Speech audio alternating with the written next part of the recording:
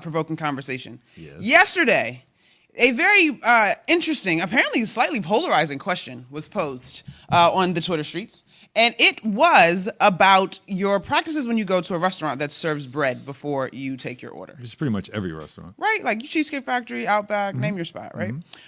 Do you immediately eat the bread when it comes to your table? And is that tacky or not, Alan Hahn? Do I immediately? Yeah, if you're hungry, like if you show up and you're like, I'm been waiting all day, looking forward to whatever this. you're doing, like you spend the whole day doing something with shopping or whatever it is, and you're like, let's just go to a restaurant, and that bread doesn't even, the plate doesn't even touch the table, and if you have kids like I do. Like there might be a crumb left. Like their hands just reaching, ripping it apart, and next thing you know, there's nothing left of it. It's gone. Yeah. So yeah. The bread is fair game the minute it goes down on the table. My opinion. Okay. Yours? I'm with you. Cheesecake Factory, the brown loaf with the little oats on top. Like that's my fave. Outback, the whole thing is brown. Now I don't believe though that you should overfill it. You should not fill up on bread because then it ruins the meal. That is wise. I do not always take that advice. Because the bread's delicious. And all right, so what's the poll saying? So the poll is that apparently that is tacky and that you should wait 5 minutes before indulging in the bread. Now, of this lovely person that put this Twitter poll out. Who has no kids, clearly. I guess, maybe. She got over 235,000 votes. Wow. 97% of people said that you eat the bread immediately. Yeah. There's a 3% that apparently stands with her in solidarity that it is tacky to immediately grab the bread. This 3% is definitely people that go hungry. Listen. Like you're not going to get any. And by the way, it's kind of free. You're paying for it. But nothing. Yeah, there's no such thing as free. But okay. But still, normally when you get said bread, it is warm. Hopefully. If it's not. What restaurant are you at? Bring that bread. Exactly. But still, it's warm, and when it's warm, it's at its best. Exactly. Why am I waiting for it to cool off? Do I wait for the ice to melt in my water before I take a drink? Listen, I don't know. I don't know about this logic. Every day Twitter poses some great questions. No, I don't like that one. I had never thought that you don't grab the bread immediately. Great question. It's one of those where you're like, this seemed like an obvious answer, but apparently 3%, which is a very, I would have never guessed the 3%. I figured 99%, because there's always the 1% of trolls that are like, I'm going to ruin this one. Like I'm the one guy that's not going to vote for Derek Jeter for the Hall of Fame, right? Because I don't think he deserves 100%. There's always that one person that does that. But 3%? Listen, now it automatically sent me on the rabbit hole of where's the best bread. Oh boy. Longhorn Steakhouse has really good rolls.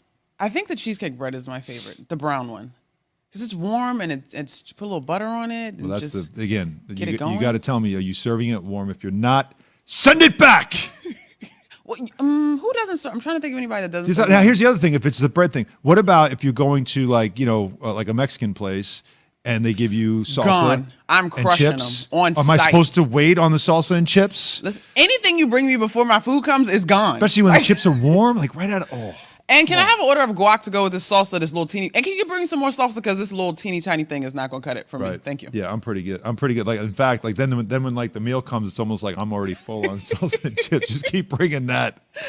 Keyshawn J. Will zoom in. We're coming to you live from above the Heineken River Deck at Pier 17, and now you wonder why I'm hungry. Because it seems to be all we ever talk about. It's a hungry show. Hungry Wednesday. And Key, please stop sending pictures of food that you're making this morning. So again, the bread conversation in one hand, the NBA Finals in the other.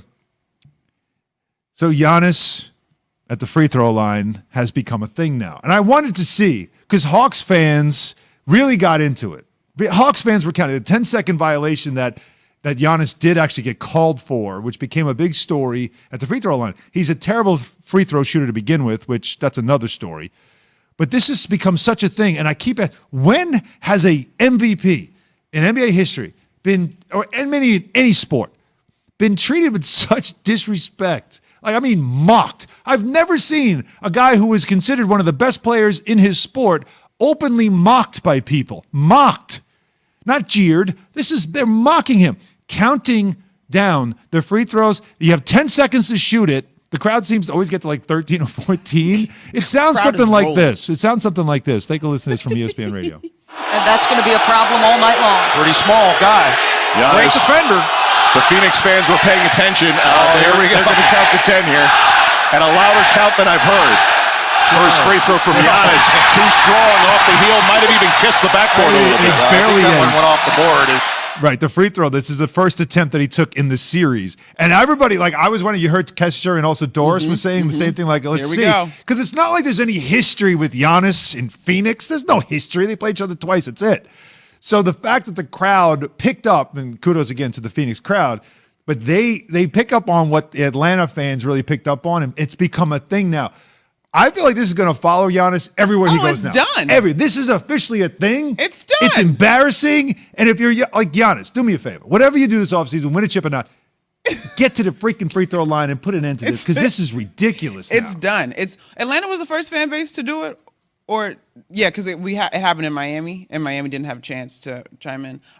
Brooklyn. I think Brooklyn did it. Brooklyn did it. Okay, yeah, Brooklyn. I think Brooklyn really turned it into a thing. Listen, but Atlanta picked up, and Atlanta was the whole building. His nickname is about to be free throw countdown or like violation, something like this is going to stick. This is done until your man shoots 80% from the free throw line. At which point, I am not sure that's going to happen. Yikes. Yeah, but I just have a problem with that. That is a fundamental skill of the sport. A problem with his free throw shooting or the fans? Everything. No, not the fans. Oh, okay.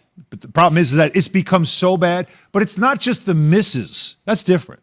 You know, like he's going to win somebody a free hamburger in one of these arenas. You know that Philly. Washington Philly does that, right? Free Chick-fil-A in DC. Right. Yeah. Chick-fil-A, they always pick somebody. He'll always be picked, and if he misses two, everybody goes nuts. But this is much different. You are one of the best players in the league, and you have fans. They openly mock you about a fundamental of the sport. That should be an afterthought. Why do you take so long? And you know it's got to be in his head. Yeah, I know he made the second free throw. I get it. But he made it ugly. Yeah. And I got a problem with this. I'm sorry. I got a problem Shaq couldn't shoot free throws. Nobody mocked him. I mean, yes, I know Hack and Shaq happened, but nobody would you rather be Hack and Shaq? But nobody mocked him for it. Well, he didn't have time violations. And I know that's the point. It's not about missing. It's about how long he takes, and everybody knows he's going to miss. Well, so it just turns into now an unnecessary embarrassment. You know the adjustment is not going to come in season though, so we got to roll with it. It's not going to. No, of course not. However many games there are going to be left. Thing now. It's definitely a thing. Now, all the smart basketball minds have said, clean up, speed up his routine. I was a 5 dribble, deep breath, knock it down, right? But I also was a good free throw shooter. I think for him, this is the routine as it stands, and it has gotten him to what, 60, high 60%, mid 60% from the free throw line. So it's not going to change right now. I don't know if it's going to change, period, honestly, because changing that routine, it's just not part of his game. I don't think he's going to change it, but I just think it's amazing that it's become now officially a thing.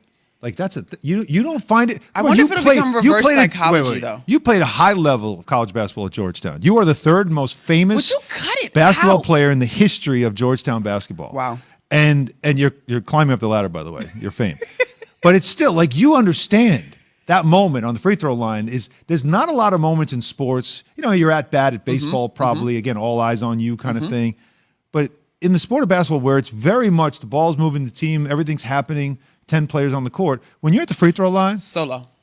Yeah, it's you. It's just you. Like even at the small level I played at, like I've been in situations where people chant stuff at me, wasn't necessarily nice, but I thrived. I love that kind of thing, like because I'm like, hey, they're paying attention to me. They know who I am.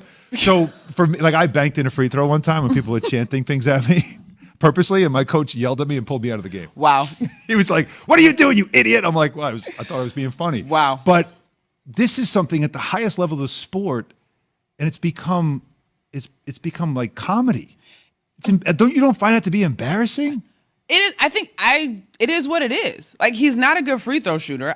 If this is the routine that got him to one of his better percentages since he's been in the league, then stay with it. You know what I mean? It's embarrassing for me as someone who shot over 80% from the free throw line. But for somebody that struggles, you got to roll with the punches. I wonder if it becomes reverse psychology and fans stop counting. Like at this point, counting becomes a part of the routine for Giannis, right? Can you quickly? I know we don't. But can you quickly explain though? Because you said your dad's an official. My dad's an official, and he's like because the crowd gets like 13. He was beside himself when it got called in the Miami series. He's like, you don't do that. Like you warn a guy as official. He was a big relationships with players guy as official. So he was always pulling guys to the side, like jaw jagging, whatever. So he's like, you let him know. That's an MVP. Like you just tell him you're getting close. You don't just call it. So he's literally sitting at home doing the count, to see what the count is. And he was really disappointed that it actually got called. And he's kind of disgusted that has become a thing. But to me, See? as a competitor, you take every advantage that you can get. I do not blame Caron Butler one bit. Point this thing out.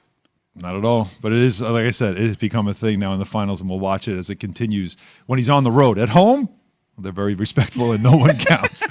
Coming up next, so the beautiful mystery. Will Aaron Rodgers play in week 1? Well, we don't know, and apparently he doesn't either. We'll explain next. KJZ, ESPN Radio, and Sirius XM, Channel 80.